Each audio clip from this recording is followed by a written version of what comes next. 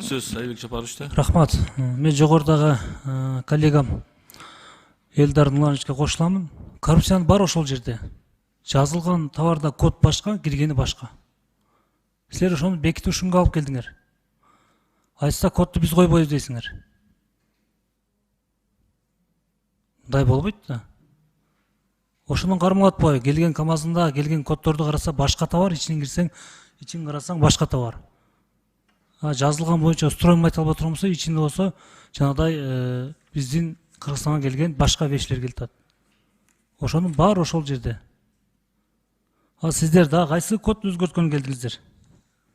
Баяндамачы айтсаңыз. Ошо СНГ боюнча коддорду Бизге Кыргызстанга кайсыл жагынан пайда болот ушул? Бул эгерде мурун коду жок болсо, товарлар болсо, ошол код берип, ошол товарлар Кыргыз Республикасына жана ошо СНГ боюнча кыймылдашат. Мен бир нерсени айткым келет да. Коду барларды бир жакшы карап алсаңар да жакшы болмок. Биз албетте муну колдоп беребиз, керек бизге.